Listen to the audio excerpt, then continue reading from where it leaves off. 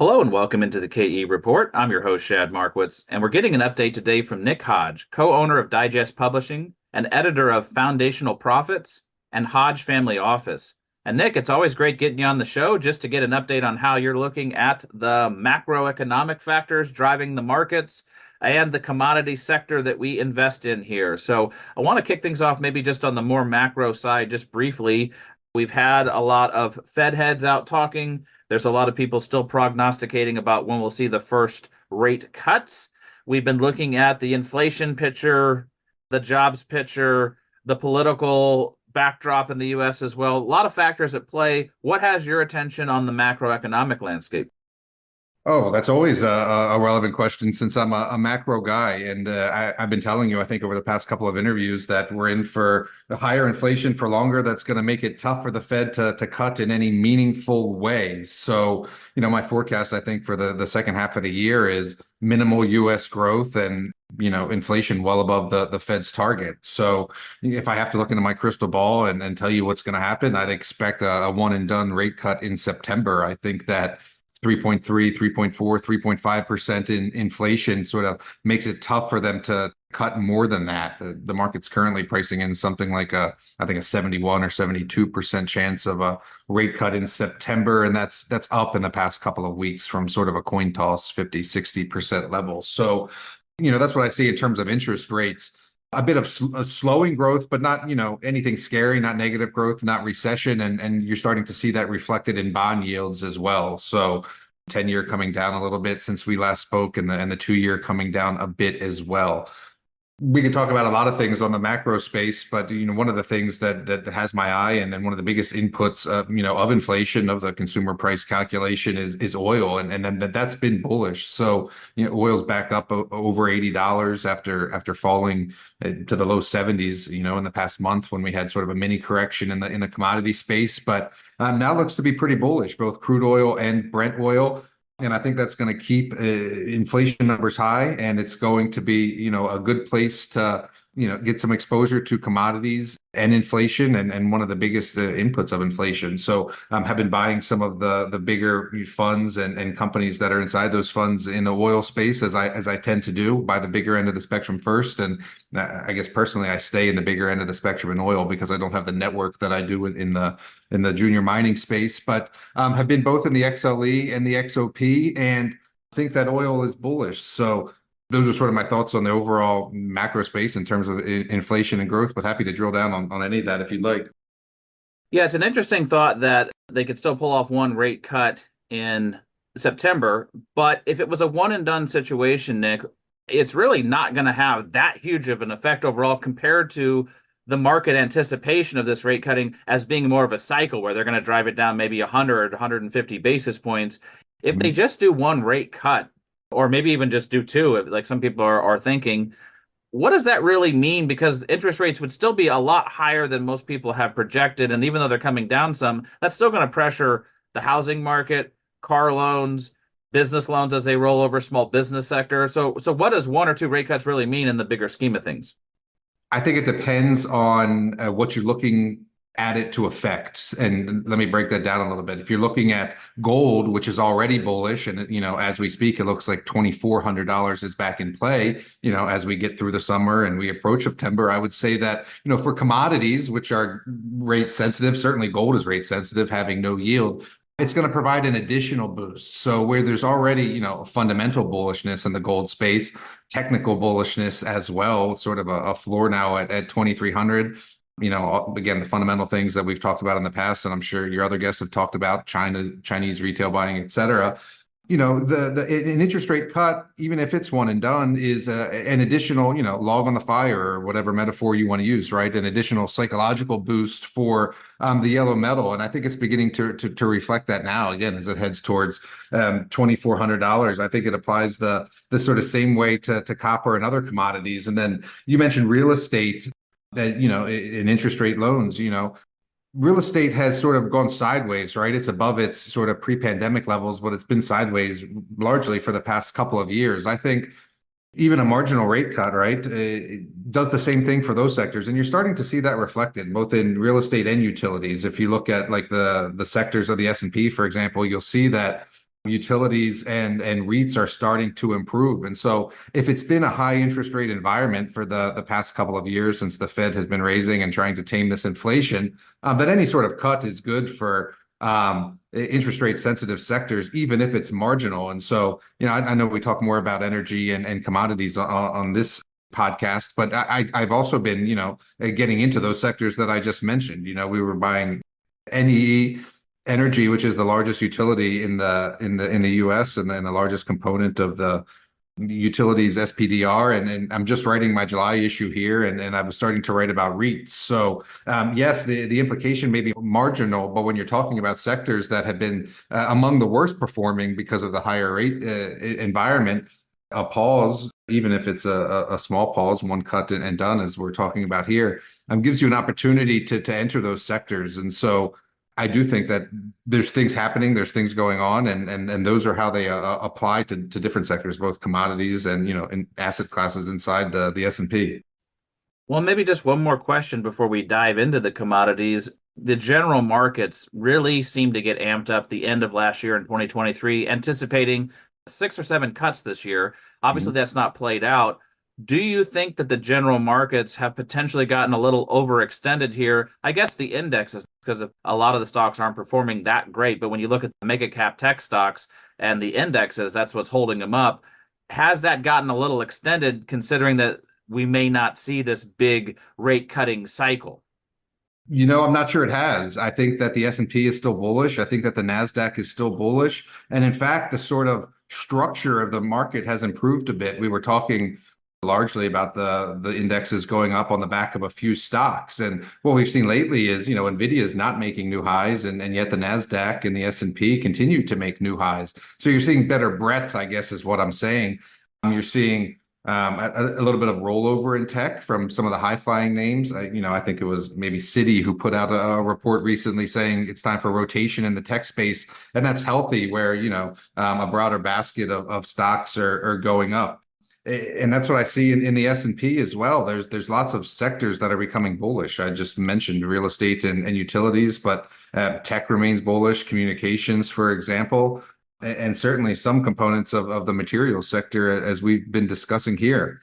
At the same time, if you look at like the earnings reports, for example, across the entire S&P, they look okay. And so, I'm not wearing rose-colored glasses. I'm certainly not always bullish. There's lots of conversations you and I have had where I was talking about recession and contraction, but what I see out there now is good flows. I think the S&P has hit something like more than 30 record highs this year, and that begets more capital flows.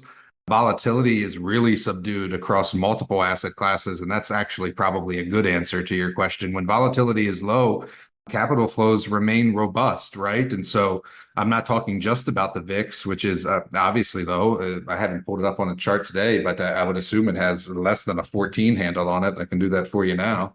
Yeah, it's a 12 and a half handle, right? 12 on the VIX. And then if you look at the volatility of the commodities, just to make that sort of segue, gold volatility is the lowest it's been, I believe, in 6 months or more. And oil volatility is low as well. And so that begets buying in those sectors. And so to answer your question, there's always the potential for a black swan event or a correction in the indices. But, what I see for the next half year, the second half of 2024, barring some sort of random event, is more record highs for both the S&P and the Nasdaq for those reasons I just laid out. Okay, so a little more bullish than some of the guests we've had on the larger market breadth. Just one more general question about how this plays into commodities. There are people in the commodity space that say when the general markets do roll over some, people will start looking at hard assets, things like oil and gold and copper, in a bigger way. Do you think it's possible that the commodity sector can still have big runs in tandem with the market continuing to plow higher? Because a lot of people think the rotation would be out of the general equities and into commodities. Can they both happen in tandem? I think they can. So, there is money coming out of some things. The US dollar was a little bit weaker, for example. These clean tech stocks have been taken to the woodshed, solar stocks, wind stocks. And so there is some sort of things that are, not hitting record highs out there, obviously. And yes, gold can hit all-time highs alongside the indices, and in fact has done so, right? So, I mean, gold hit record highs in May, was not at 2,400 bucks, or a little bit before that. And so, at the same time, the S&P was making record highs. I think what we need is obviously the capital to come into the smaller end of the sector, if that's sort of the flavor where you invest. But at the same time, I'm seeing, near 52-week highs in the GDX and the GDXJ as well. So they haven't performed as well as we'd like them to perform, but I think you're going to see that. And you and I were talking before. You do have these higher commodity prices that are going to start flowing down, into the earnings and balance sheets of these producing companies, whether that's on the gold side or the copper side. And so everything we know is true. The backdrop of depleting reserves, pick your commodity, gold or copper, and that's going to come to fruition. So there are stocks out there that are hitting 52-week highs. Companies that are pouring gold, or just starting to pour gold, for example, development plays. And so, yeah, I think there's room at the trough for all the cows, to use a metaphor from my youth. And at the same time, again, there's things that aren't performing as well. Look at Bitcoin, right, down at $53,000 or thereabouts. And so things have been sort of, I don't want to say changing quickly, because volatility is subdued, but there's definitely room to allocate to both the broader side, the generalist side, as I was just laying out, the S&P and NASDAQ, as well as to the gold side, in terms of both the physical asset, GLD, if you will, and individual stocks as well. Well, Nick, one thing that's been on my mind has been, you brought up the energy sector and how well, the oil and gas stocks have done. It's really interesting that if you think about oil when it peaked in the recent years, it was really in 2022 when the Ukraine war was kind of just getting underway, and oil shot up to about $125 a barrel. And the XLE, which is the biggest spider ETF following the large producers in the oil sector, got up to around 93 and some change. Well, it channeled sideways for a couple of years, and oil prices obviously pulled back down from there, and they were down in the 70s and 60s, and then got back up into the mid 70s, just kind of channeling sideways. But the oil stocks really didn't break down, even though the commodity had a healthy pullback. And then even recently, just this year, we saw XLE make a new all-time high over the last decade or so of 98, 97, higher than when oil was at $125 a barrel, and oil was only in the mid 70s, and it got up into the low 80s. I'm wondering if we translate that over to something like gold or silver or copper, could we see the same kind of thing where the commodity prices, one could argue, are already pretty nice in gold and silver and copper? Could the companies keep gaining even if the commodity underlying them is moving sideways? Absolutely. And that's played out in the XLE, just as you said. So I know a picture's worth 1,000 words, and I got two of them up here. So I'll try to describe them as best as I can. I've got the XLE on my left screen versus oil. And XLE is the fund that holds the oil producing stocks, right? Oil and Chevron, et cetera. And it's been above oil since sort of mid 2022. The oil stocks as a basket have been above oil. And the chart I'm looking at happens to be since I think this commodity super cycle started in 2020. And then the other chart I'm looking at is gold versus GDX. So sort of the same thing, a basket of gold producing companies stacked against their underlying commodity, in this case, gold. And it's the inverse, right? Gold has been above the basket of stocks since mid 2022. And so just that alone tells you that the gold stocks have some room and some catching up to do. And that's one point we've talked about. But what you're saying is that, you've got gold at 2,300 bucks, and you've had it there for sort of a couple of months now. That's what you mean by going sideways. But going sideways at a near record high price is going to ultimately be really good for the earnings and the balance sheet. And so if you can pin that gold price at $2,300 and get your gold sales at that price, if your cost of production is, whatever it is, 16, 17, 18, 1,900 bucks or whatever, your margins are going to grow, and that's going to spill down. So yes, in terms of fundamental valuation, the gold producing equities can go up even if the underlying commodity remains sideways. It's one of the reasons I own not GDX, but GDXJ. There are some, mid-tier producing companies in there. And I expect them to perform well as that trickle down, for lack of a better term, happens, that, commodity sale price trickles down through their earnings. And then just to, put it back to oil, because I'm bullish on that as well. They just sort of had a misstep in the energy sector. Oil was down below $80 recently, and that led to Exxon had earnings last week or early this week, and I think they were 9% below consensus estimates.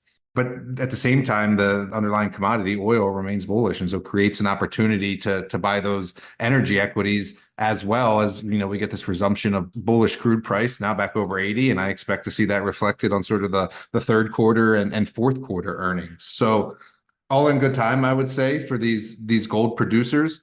I do own them, and I believe they are going to be bullish as the money flows from the commodity sales of the producers trickles down into that sector. Just a quick follow-up on that. A lot of people are looking at Q2 and noting that for both gold and silver in the precious metal sector, the producers will have a lot higher averaged price that they're selling their commodities into for the quarter compared to Q1 or even Q4 of last year. Do you think this could surprise some analysts to the upside? Oh man, I'm not necessarily an analyst, but there's always room for surprises, and especially when you've got gold again that's been maintaining its price up above $2,300. We did have a period of commodity softness in that quarter where gas prices were lower, diesel prices came down a bit, and as you say, that's going to be reflected in the cost of some of these producers. At the same time, we've seen some sort of gold come offline, albeit small producers, having some incidents in the Yukon and other areas earlier this year. SSR had some mining incidents as well, and so I think you will see, especially in terms of these large producers like Newmont specifically, good performance in the second half of this year. Yes.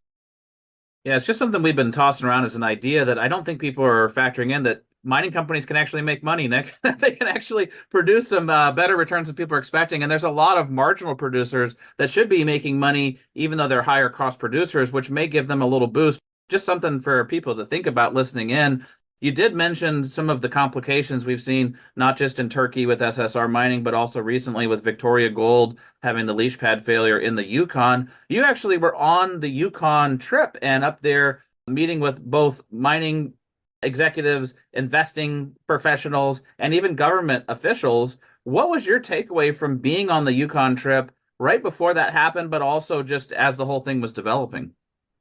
Well, it was sort of surreal, right? Because is the first time I had been in the Yukon. I was on the tour there that is put on by Invest Yukon, and so there's what they call delegates from all over. Really, there's bank analysts, there's fund managers, there's high net worth individual investors, and then of course geologists. We were always alongside a geologist from the Yukon Geological Society, and then there's a conference that happens in between the site tours. And so it was at that conference, actually, right after breakfast, I was sitting down listening to the opening remarks when, murmurs started filtering through that there was a leach pad collapse at Victoria Gold's Eagle Mine, which is obviously in the Yukon and which we had just stood on 2 days prior. So it came as a shock initially that something like that could happen while we were there, and then as I began to process, there's lots of things to think about, talk about, and reflect on. So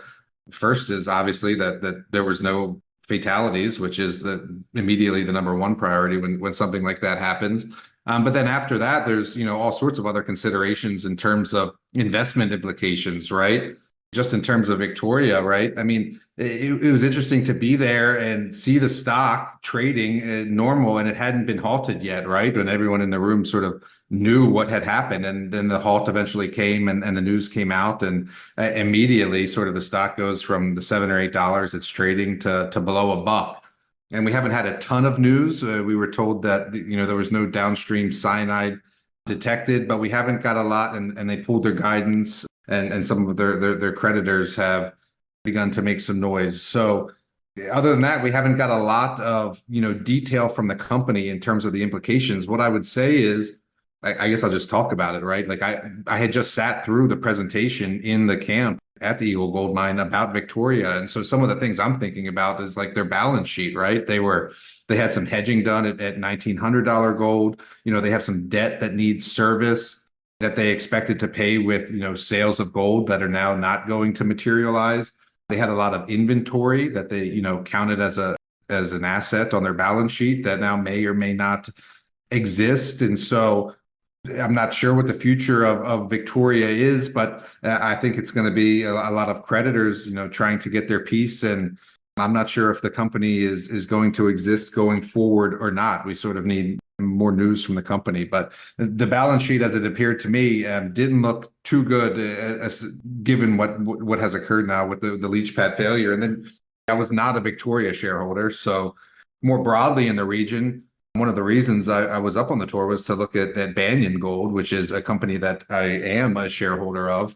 And then you think about, what the implications are for the rest of the region. So there's different areas of the Yukon. Obviously, it's a large area, but Banyan is very near to Victoria. And some of the thesis, some of the thought process in buying Banyan is that it could either be, a takeout target for Victoria to continue to feed their mill, or it could be sort of a regional consolidation thing, right? Where someone comes in and buys both the assets. Well, now you sort of have to rethink what that process is going to be.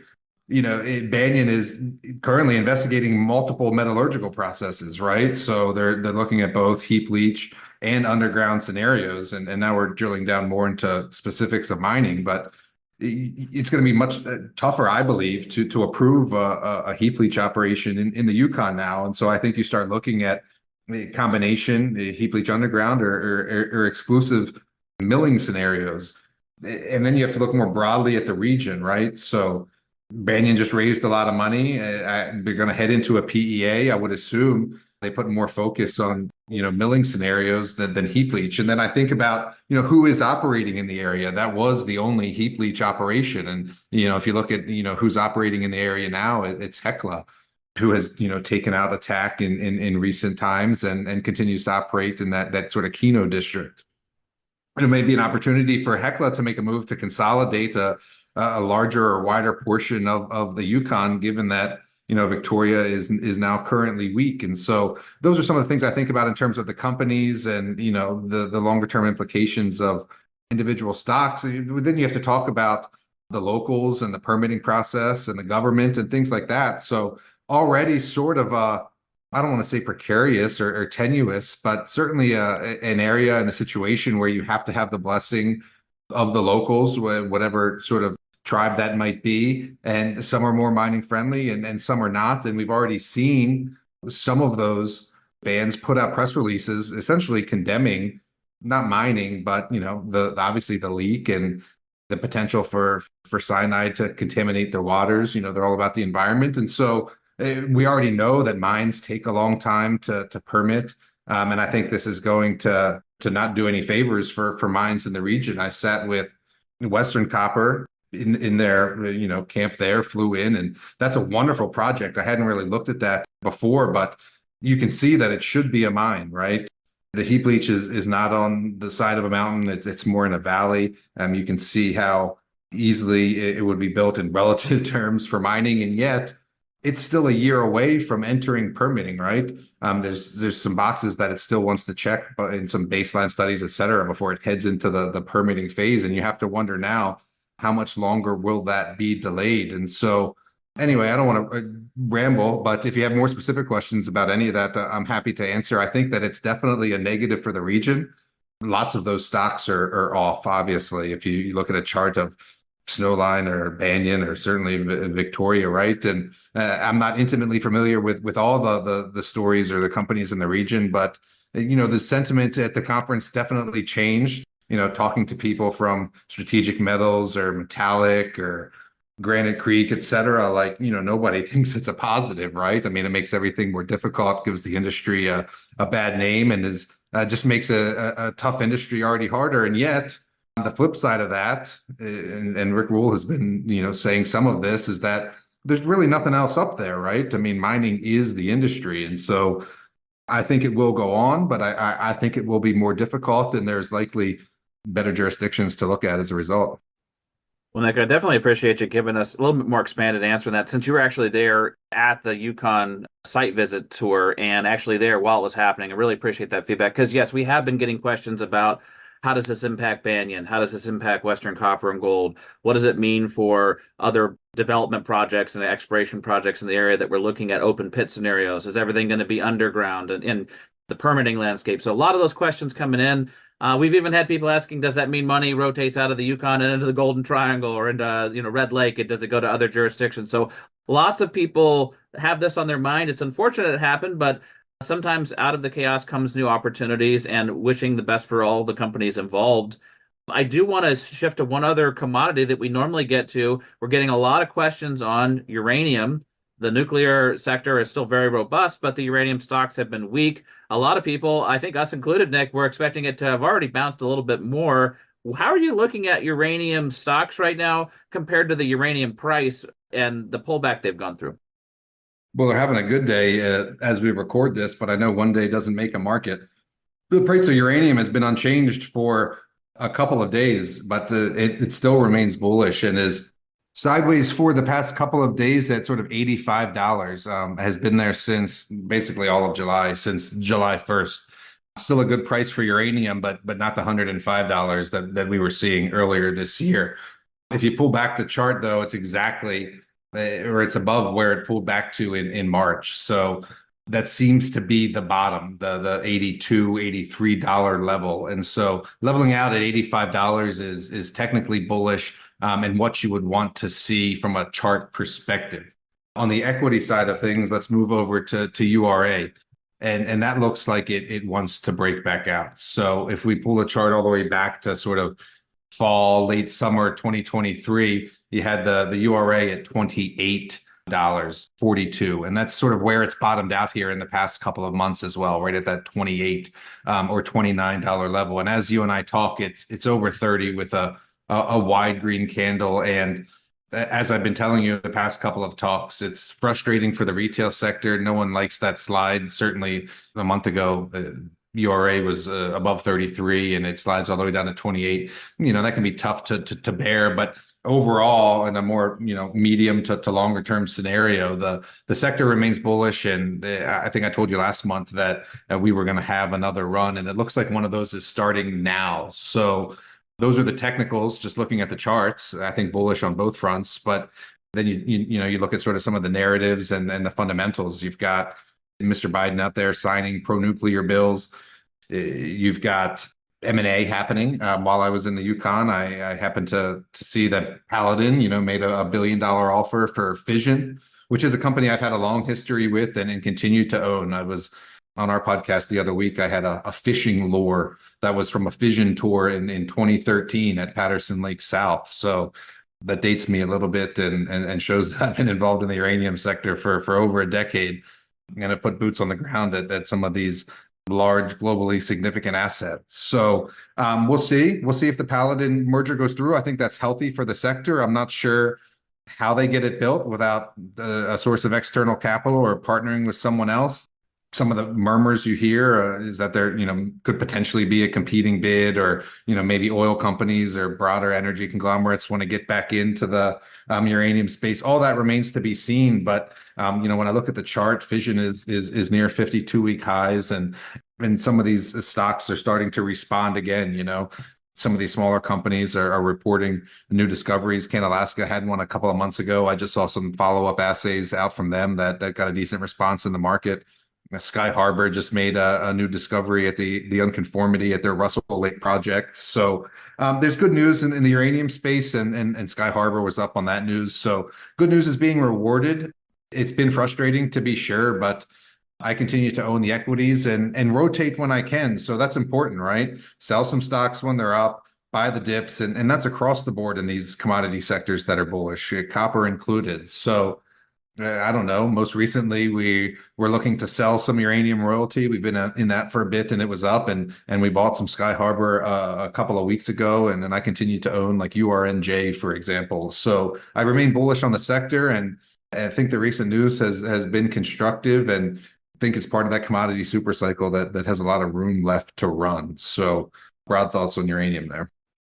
All right. Well, I think we'll wrap it up there, Nick, but it was great having you on the show as always. And I loved pick your brain just how you're looking at these different commodity sectors, but also the macroeconomic landscape and what news is actually driving the markets, what's driving interest rates, what's driving currency. So always fun to have you on the show, Nick.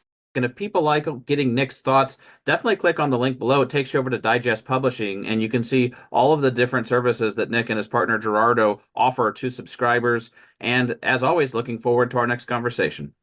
Appreciate it, Chad. Thank you.